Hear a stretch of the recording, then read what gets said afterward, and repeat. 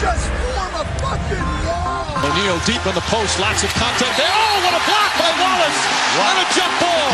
Pistons down 4, 12-8, 7:38 to play in the first. A burst from Rodney, stuck into the rim. Count that baby and a foul. Reggie inside for Andre and a dynamite dunk. Pistons fans, hello and welcome to another edition of the Palace of Pistons Podcast. Brendan Johnson, Aaron Johnson, and Ryan Paye all here with you. Yes, the podcast being released on a little bit of a delay from our normal release, but that, of course, is, well, due to the fact that the Pistons had 2 games in that span, and we felt like, oh, maybe this would be the most efficient way to do it. Well, speaking of the Detroit Pistons, they're 3-4, currently the 7th seed in the Eastern Conference. And you know what that means, boys? If the season ended today, the Pistons would be taking on the Miami Heat in the first round of the NBA playoffs. This is a playoff team right now. How we doing, boys? Doing good. You know, another week. Pistons obviously coming in their last game played against the Nets off a fantastic win. But, you know, there's some stuff that's been going on. We're going to get into all that, and it's going to be another fun show as always. Yeah, happy to be here, Brendan. You know, here for a little Sunday special. So, yeah, let's get going. Well, let's start with the most recent game. The Pistons pick up their 3rd win of the season, defeating the Brooklyn Nets 113-109. Pretty impressive, given you have no Reggie Jackson, no Blake Griffin, no Derrick Rose, no Tim Frazier, and yet Detroit goes out and, well, I mean, they kind of played playoff rotation, if you will, with only 7 guys getting double-digit minutes, yet you were missing maybe 3 of your 4 best players, Aaron? Yeah, that was a great win for the Pistons, and Bruce Brown, you know, filling in at the point guard spot. Detroit kind of went with a point guard by committee look, and, outside of Brown, not really any other guy on the active roster last night that could play point guard, and Brown went in his first real NBA minutes playing point guard, and of course we saw it in Summer League. We got a few minutes of it in preseason. Oh, we know Aaron saw it in Summer League. You know, and that's something that I talked about. After Summer League, I said Bruce Brown is capable of playing point guard, and that's the position that Detroit should be developing him at. And yesterday he got thrown into the fire against one of the best point guards in the league in Kyrie Irving, and Brown played pretty well. I mean, he started off the game a little bit slow, and I think we saw that, and my phone was blowing up, whether it was Twitter, it was messages, people telling me, get Bruce Brown off the court, Bruce Brown sucks, yada, yada, yada. But Bruce Brown ended up having a really nice game, finished with 22 points, 7 rebounds, 2 steals, 2 rebounds, shot 40% from the field, and had 0 turnovers. And for a guy playing his first minutes in the NBA as a point guard, to dish out 7 assists and not turn the ball over in 40 minutes while scoring 22 points, that's pretty freaking good. You know, Bruce Brown deserves a lot of credit for the way that he played yesterday. And with the story that we'll be discussing soon with the Pistons point guard spot, I mean, there's no reason to hide it. Everyone knows we're going to talk about the Reggie Jackson news about how he's going to be out for at least the next month, likely more. You know, it's good that Bruce Brown was able to step up with no Reggie Jackson, with no Derrick Rose, and with no Tim Frazier, and really hold his own against a good team, against a very good point guard. He did a very nice job, and he deserves a lot of credit, even though his season hasn't been what everyone had wanted so far and what everyone had been maybe expecting. Brown went in last night and played a phenomenal game, and just as he received criticism, he needs to get the praise that he deserves after last night's performance. Yeah, no doubt. I mean, it was the story of the game. Of all the things that happened in that game, being down Blake, Derrick, Reggie, Tim Frazier, everything. Drummond's 25 and 23. Everything that happened, Bruce Brown was the story of the game. Going up against the top 2 point guard in the entire world. Guy has never really played a legit minutes at point guard. To have 0 turnovers in 40 minutes in that game, it's fantastic. And he deserves all the praise for it. Sure, he started slow, but no, it's the story of the game.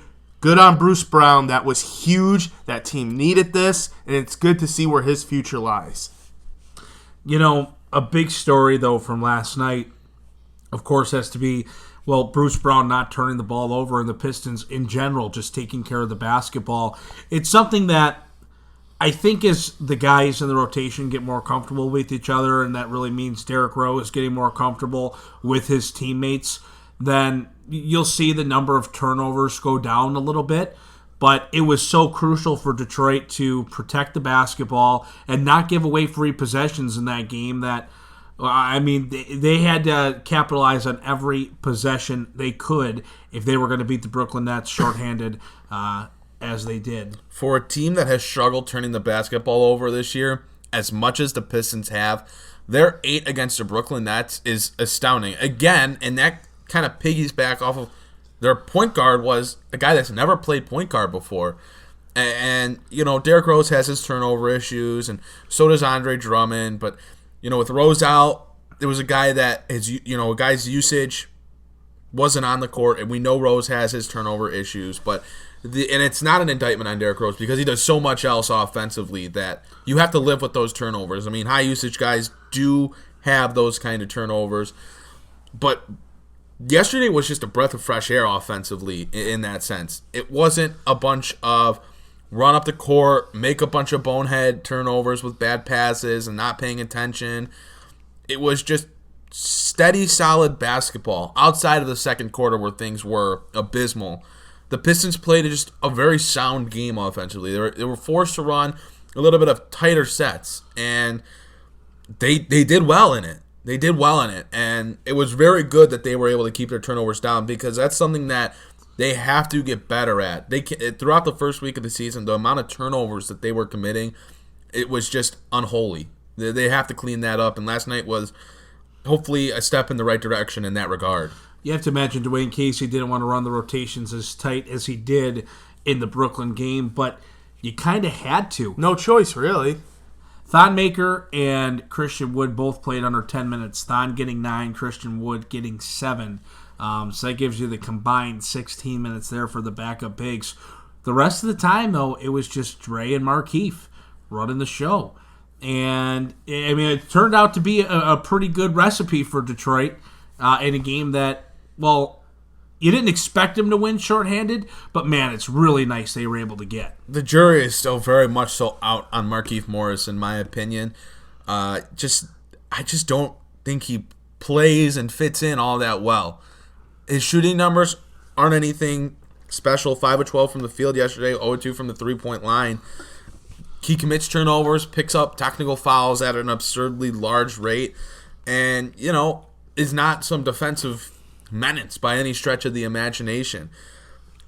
As much as you tip your cap to that front line playing well yesterday, I think that mainly falls on Andre Drummond, who has just been so unreal this year. His numbers, his effort, his performances on a nightly basis have been nothing short of star level. 25 points, 20 rebounds, 6 assists, 5 blocks, and 3 steals for Drummond on Saturday night. It's his 3rd consecutive 2020 game, his 4th of the season. There's only one other player in the league that has a 2020 game this year. He's also AD. That's Anthony Davis. What Drummond is doing is unprecedented. No other player in the league is doing or can do on a nightly basis what Andre Drummond has done. He is cementing himself as a star in this league. Last night was just another indication of that. He shot 62.5% from the field in 39 minutes. He stuffed the stat sheet in every regard. This is a guy that is powering the Pistons to wins, and you see it. When Drummond's on the floor, even without Blake Griffin and Reggie Jackson, the Pistons have largely at least been competitive. But when Drummond goes off the floor and Thon Maker comes in, I mean, we saw it in the second quarter against the Nets. It all just goes to hell. And that's just a lot about Drummond, I think. He's taken his game to another level. We saw last year, Andre takes a big step. And all offseason we said, hey, Dre's playing for money. You have to imagine he's going to play well. You really hope he could take that step or build upon that step, take another one, continue to move forward. He's been pretty darn good all 7 games. It's contract year Dre, man. That is a very real persona of his right now. He is all about saw the stat on ESPN. He's the first player since Kareem to put up 150 points and 125 boards through his first 7 games of the season since Kareem. I mean, that's outrageous. He is playing ball right now. You have to step back and say the only reason the Pistons really are competitive is because of what he brings to the table. Right. This guy's playing like a top 5 player in the league right now. Not just like a top 10 or top 15, top 20 player. Like a top 5 player in the league right now. Sure, does he still make some of those bonehead mistakes, thinking he can go coast to coast and all that stuff? Sure. But that doesn't matter. The way this guy's playing right now is outrageous. Well, I want to shift gears for a second. I think it's going to be really interesting to see the Andre haters and those that just have a perception of the Pistons and of Dre, and they'll look at a 3-4 record on paper and have their opinions without really watching the team and watching the way that Dre has been playing. I'm really interested to see what kind of takes people will continue to give about Dre going forward. The only take that people should have is that Drummond's been outstanding. 22 points, 19 rebounds, 2.6 blocks, 2.4 assists, 1.7 steals, 61% from the floor, and 64% from the free throw line. He's been outstanding. There's no other way to put it. You can't spin it in a negative light. When you look at you can look at just the stats. You don't even have to watch them. And you see that Drummond has been nothing short of phenomenal. I mean, we have been extremely critical of Drummond. Extremely. And we don't hide that because we always knew he had that extra whatever it is. I'm not saying, greatest player of all time like he's playing out to be right now. That's a little hyperbole, guys. I hope you picked that up. I got you. But we always figured he had Aaron that was step. like, yes, he's he's the best in the world of all time. Never be anyone better after Stanley, of course. But Aaron's like, damn it. But I don't know. What was I even saying? I'm so far off track laughing at him and Stanley Johnson now. Well, the fact that Dre is playing, so well, there's really no other take. And we were hammering on him because we figured he had that step. And he's taken it, not just 1, but 3 steps, 4 steps, and you can't hate on him anymore. I'm sorry, you just can't. He's been efficient. That's the big thing. It's not. It's not high usage, low shooting percentage, missing bunnies, taking up possessions, bogging down the speed of play. Those concerns are alleviating or have already been alleviated. If you're hating on Drummond at this point, you're just a hater. That's all it is. You just want to hate for hate's sake. At this point, you're very much a person of this time era, just hating to hate. Right. He has alleviated these concerns. He's playing much better. There's nothing to hate anymore. This guy's doing what we've always thought he could do. He's killing it. This is awesome. This is what they need. It's good to see Dre playing that way. And, kind of keeping on the topic of, the top players on this team, right? Aaron mentioned earlier Reggie Jackson. Reggie Jackson out for at least the next 4 weeks. Pistons will be without him. And I don't know. I mean, are we going to see during these next 4 weeks maybe that the Pistons can survive without Reggie? Is this going to be the end of Reggie Jackson in Detroit? If D. Rose and Bruce Brown and Tim Frazier, of course, when they're all playing, are we going to see that maybe they can hold down the fort at the point guard position? I think we've seen that Detroit has the capability to. Derrick Rose has been playing at an all-star level this year.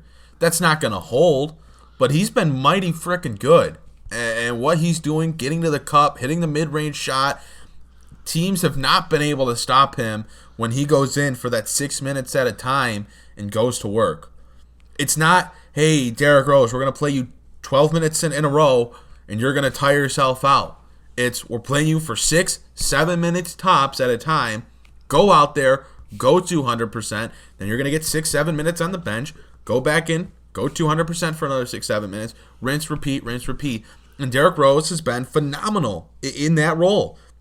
Just about 21 points per game, over 6 assists, shooting 56% from the field. Doesn't matter that he's only shooting 25% from the three-point line. He's not a three-point shooter. He's not taking shots from the three-point line. And, there's also just to kind of pat myself on the back, even though I was wrong about Derrick Rose in general. Yes, you were. I can pat myself on the back on saying the three-point shooting wasn't going to be there.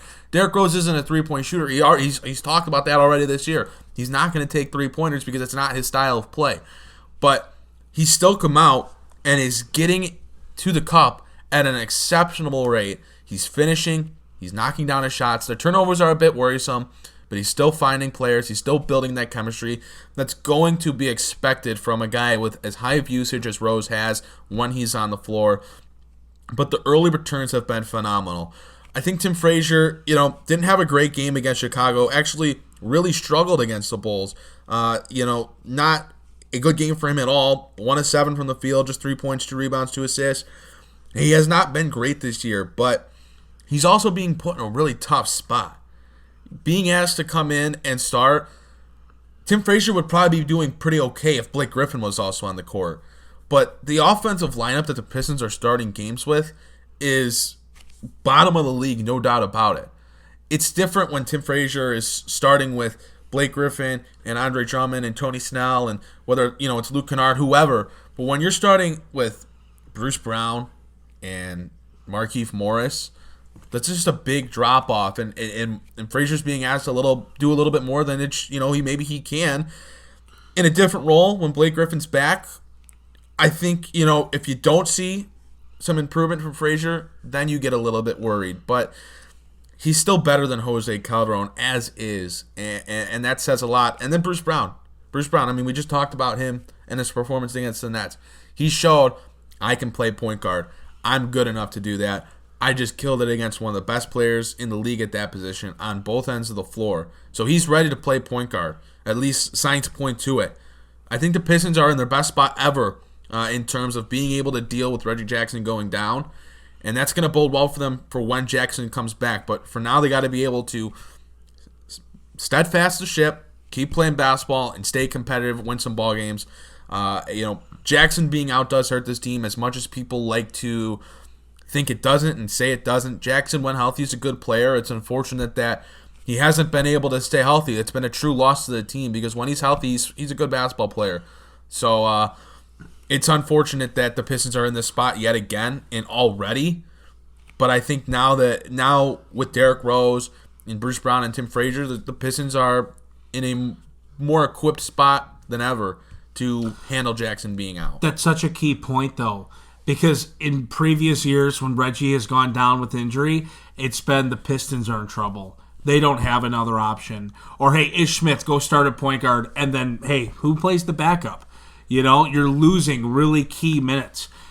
The Pistons' ability to really just kind of make up for his loss, or lack of presence. Aaron said it best. They're more equipped now than ever.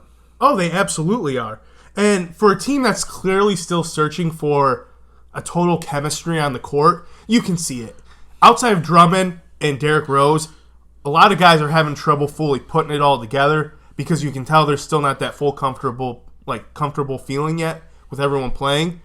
But to see how they're staying afloat because of Andre and the type of games Luke puts on, but the point guard position is not just, shooting them in the butt, They're able to withstand it. They're able to stay afloat. It's huge. Right. It's the best we've seen it. Aaron said it's the best we've seen it in the Reggie Jackson era when he's not here. So what direction do the Pistons go going forward? Does D Rose move into that starting spot while Reggie's out?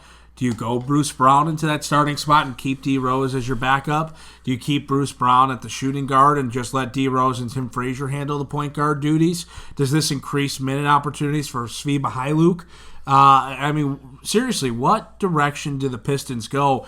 Because you also look at the stats of Luke Kennard right now. He's balling out. And, you got to wonder, where does he fall into that mix as well? I think Derrick Rose should certainly be coming off the bench still. It's just where he's going to be most comfortable, and it allows Dwayne Casey to let him finish games, which is more important than starting the game. It just works out best there. And Detroit should be rolling with Bruce Brown at point guard right now, at least starting-wise. He should get the opportunity first after the game he had against Brooklyn. They should be starting Bruce Brown at the point guard spot, starting Luke at the two guard, and going from there. Derrick Rose missed the Brooklyn game with a sore hamstring, but it was kind of perceived that it was more of a precautionary kind of thing, and Detroit is said, we are going to be extremely cautious with Derrick Rose. We are not going to let him run himself into the ground. If he's a little sore, he's going to get night off. They talked about it before the season began. They are planning rest nights for Derrick Rose. And it seemed like the Brooklyn game was, yes, he was a little sore, but it also sounded like if he needed to go, he could have gone, but Detroit wanted to play precautionary. Rose should be coming off the bench, doing the damage that he's done in the second unit. Brown should get the opportunity to start after his performance against Brooklyn. And, if he goes a couple games with that opportunity and doesn't, play at that same level or doesn't play near that level, then I guess you got to give Tim Frazier another look and just kind of go game by game, I guess. Go by good game and bad game, To me, it sounds like you're advocating for some Svi minutes.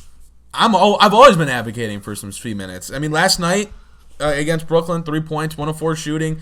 Didn't get lost defensively except on one play where Karis LeVert was able to get an open dunk, but didn't look like a disaster on that end, which is a large part of the reason he hasn't been able to get on the floor. But I'm all for the young guys getting an opportunity, and I think that with Reggie Jackson out and Tim Frazier out and Derrick Rose out, those young guys got that opportunity and largely played well. I mean, Brown and Svi didn't do anything that popped off the screen, but he showed he can be out on the court at least, and give him a chance to build off of that. I think, and I'd like to see Dwayne Casey in Detroit do that. You know what's going to help too? Blake Griffin's expected to come back in the near future. Could be as soon as versus Washington, could be later in the week, but the reports are saying that, hey, Blake is close to a return. Getting him back into the lineup.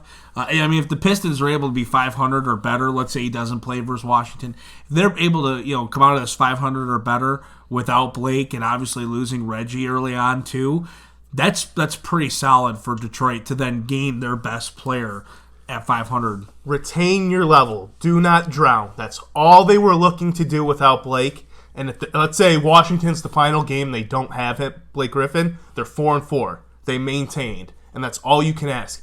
Because I'm very confident in this team will take a step with Blake Griffin coming 100%. back. So they just need to maintain, and they have. If they don't take a step, very Blake concerning. Griffin Extremely concerning. At the end of the day, and it's incredibly funny to me, after the loss of the Bulls on Saturday, half of Pistons Twitter was calling for Detroit to tear it down.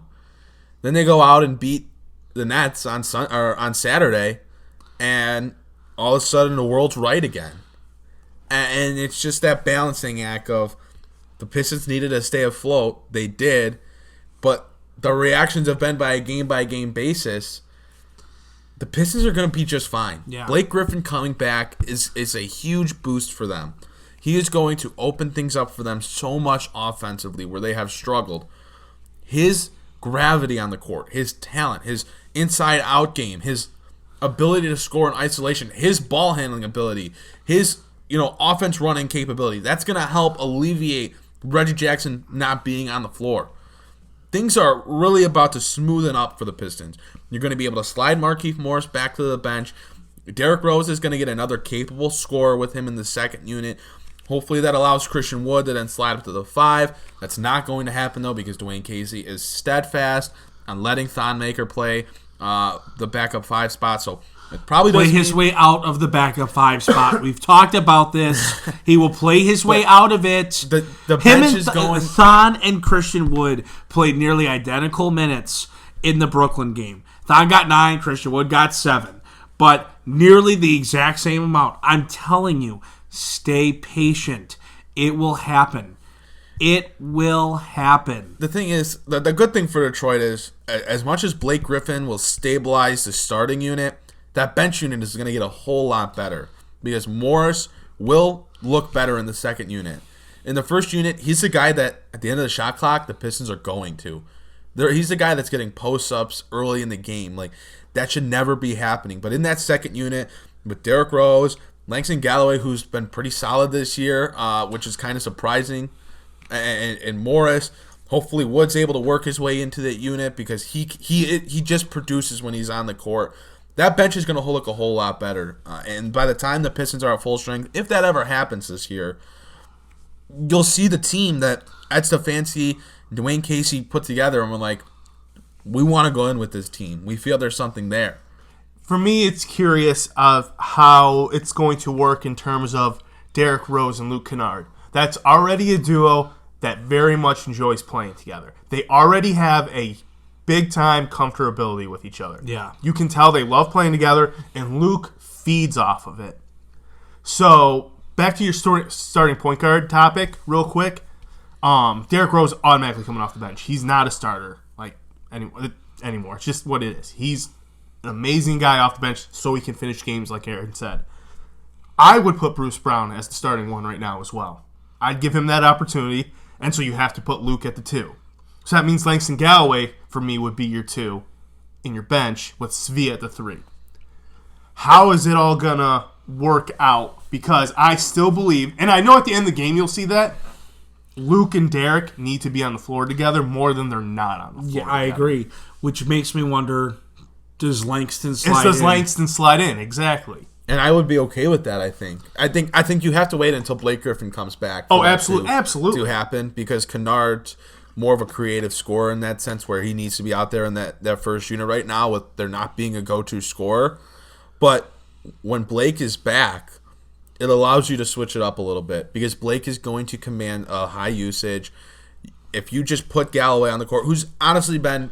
He's been fine. He's been fine. I have to give him credit because I've also been a critic. I love Langston Galloway like the guy, but I've been a big critic. But he's been solid this year. I've got no problem with him right now. And I think, I just think it would go okay. There'd be enough shooting in Galloway and Snell. We've seen Bruce is able to get to the cup. Things will work out okay. Where if you are dead set on playing Kennard and Rose together as much as possible, you put those two together in the second unit with Markieff and whoever, and you'll have a nice balance. I think that's something that needs to be looked at too. You know, if Detroit is really liking when Kennard and Rose are on the floor together, then I think Galloway you can put in there at the 2 spot in the starting unit, and things will go okay. I mean, I'm not opposed to it. I'm really not. I'm just really looking forward to the foursome of Drummond, Blake, Kennard, Rose. That lineup, probably with a Tony Snell rounding it out, is a lineup I am excited to see, that is about to come to fruition.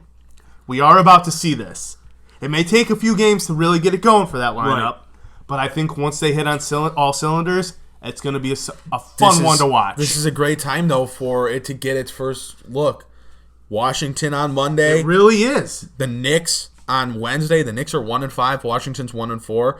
And then the Indiana on Friday, who's 2-3. And the Pistons have beaten Indiana both times. It'd be real nice to take all 3 from Indiana early in the season. Well, the thing is, Indiana's without Victor Oladipo. Miles Turner's been out recently too, and Domantas Sabonis just missed practice the other day. Sounds like an Indiana team that's about to beat the Pistons by 15, because that's how it happens. Because that's what history tells us. That's the thing. You look at the Pistons so far, history, it's like it's just repeating itself. Oh, Detroit beats Brooklyn, who's likely going to be a playoff team. Oh, Detroit competes with Philly, has fourth quarter lead, a team that could very likely win the Eastern Conference. Oh, Detroit loses to Atlanta at home on the exciting opening night. Okay, got it. Makes sense. That's very Pistons. That's very Pistons. That's very Detroit sports right now. So, but I mean, it's interesting. We're coming up to an interesting time. The schedule, these next 3-4 games, whatever it is, not the strongest. Definitely not the strongest. You've got to go. So their schedule this week is Washington on Monday. Then the Knicks on Wednesday. And then you have the Pacers as well coming up on Friday. So then they don't play again until next week. So you have 3 games. You have to go undefeated this week. You have to. It's not a must. No, yes, it is. You really should. I'm not going to lie. I really think it is a must. You have a day off in between games, so you're not playing a back-to-back. You have 3 really weak opponents. You're getting Blake back likely this week. It can't be a must when it's not certain that Blake Griffin's coming back and it's not certain that Derrick Rose is going to play. I don't know. I just feel like when you're playing 3 teams that are at the bottom of the East, it kind of has to be a must. If this is a team we really think can make the playoffs, at a minimum 2-1 is a must. But I'm going to stand by. I really think 3-0. I think right now with 3 of your 4 best players out, 3 of your top 4 players out, for now at least, and that could change. Rose and Griffin can come back, whatever. Then it's you should absolutely. But with them out still as of now, it's hard to go into the week and say you have to win them all, because that's just asking a lot out of Andre Drummond, Luke Kennard, and then you're hoping the production comes from somewhere else. You're going to get it out of Drummond. Luke you're pretty certain you're going to get it out of him, but he also had a bad performance against Toronto and didn't get it going till late against Chicago. And then after that, it's, is Markieff going to get us 20 points, or is Bruce Brown going to have a game he had against Brooklyn? I'll be honest with you, that it still just sounds like a slew of excuses. It's not, though. The Knicks have been, although the Knicks have one win, they've been a scrappy team. They've played close games in the early going. Indiana is still 2-3. They still have Malcolm Brogdon. They still have Sabonis, who might be injured at the beginning of the week, but sounds like he's going to be around by Friday. It's never an off night for the Pistons, and when you're hurt, it's tough even against the worst teams. I get it's never an off night. That still, to me, doesn't change the fact you have a favorable schedule this week. You've got to find a way. You do. I'm not saying you don't have a back-to-back. You got to find a way. I feel strongly that they should win all 3. I'll say it's a must that they need to come out of this week with more wins than losses. So 2-1. 2-1. So Ryan's a must go 2-1. Aaron, what's a must go 2-1? Okay. They should go 3-0. Very strongly feel 3-0. But I'll go with the must at 2-1. If they don't get it against Indiana or they don't get it against New York, then fine. But they're still right now they're still playing without 3 of their 4 best players. Well, they don't have an active point guard on the roster except for maybe Bruce Brown. So it's tough. You are in a tough spot still. Yeah, I would expect D Rose to play versus Washington. I do too. With the whole hey, he could have played if needed versus Brooklyn. Let's rest him. Now he gets Saturday off. He gets Sunday off. By 7:00 Monday, Derrick Rose should be good to go. I would think so. I would definitely think so. So 2-1 at least. 2-1 bare minimum. Yeah. So it'll be interesting to see what Detroit does throughout the week. But other than that, what's been another big takeaways? Or something what stands out the most about this team right now that maybe you're most encouraged by? And what's something that's got you a little frustrated? I'll just say this. It's a team that I feel like still trying to find their way, like I said, with the chemistry, with their feel for playing for it with each other. For them to be 3-4 and not be without Blake Griffin, losing Reggie Jackson, Derrick Rose missing games, having to play Bruce Brown against Kyrie Irving one game and winning that game, for a team that just doesn't seem fully comfortable yet because they're without their leader, they're still getting to know each other on the court. They don't look terrible. Right. They're maintaining their level. For me, once they get into that rhythm, Blake's back and they get in that rhythm of what they are, I find it encouraging. Yeah. I know 3-4 is not great. I'm not saying it's great. They are a few possessions away from really being more around 5-2. But it's not as bad as it seems. Blow it up, it's over. Reggie's out for at least a month. It's not there at all. Right. If anything, I'm more encouraged that, hey, there's hope here. I'd like to make this statement to follow up with what Ryan said. And I made it on Twitter, but I'm going to say it here on the podcast in case you don't follow me on Twitter. If the Pistons needed to blow it up because Reggie Jackson is going to miss a month and they're not good enough to live without Reggie Jackson for a month, then they should have blown it up in the offseason and torn it all down then and there. Because if a team is that reliant on a middling level starting point guard, that him being out for a month ends their season at the beginning of the year, then this team had no business trying to build a winning roster. Because it just was baffling to me to see the reaction once the Jackson news came out that he was out for a month.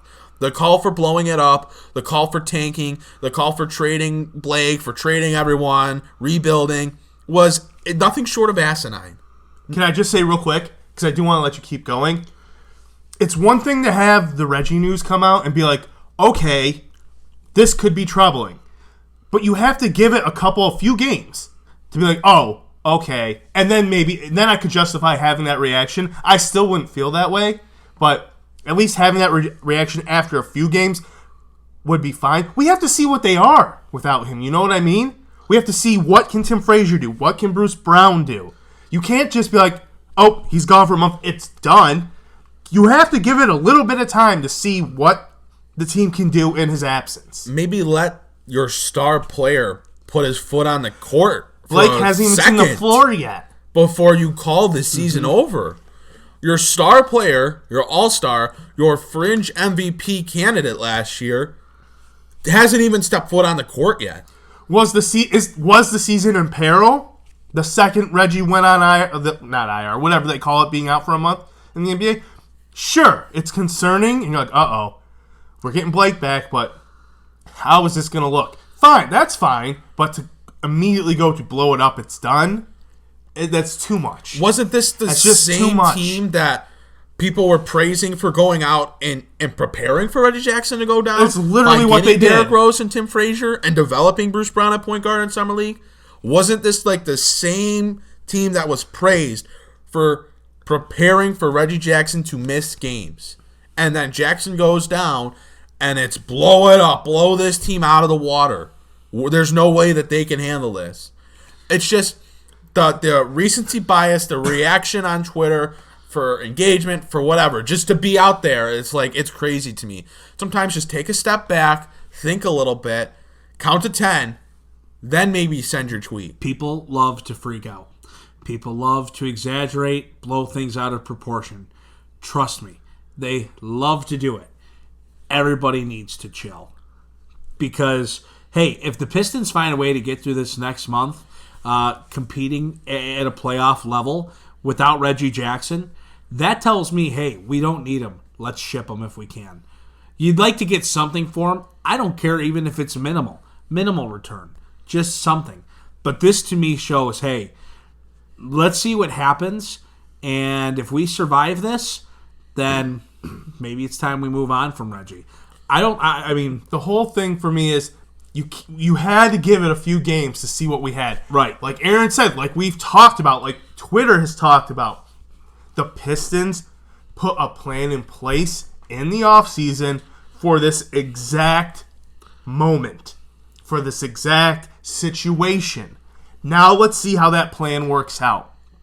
You got to give it a couple games. You have to before it's just pandemonium. No doubt.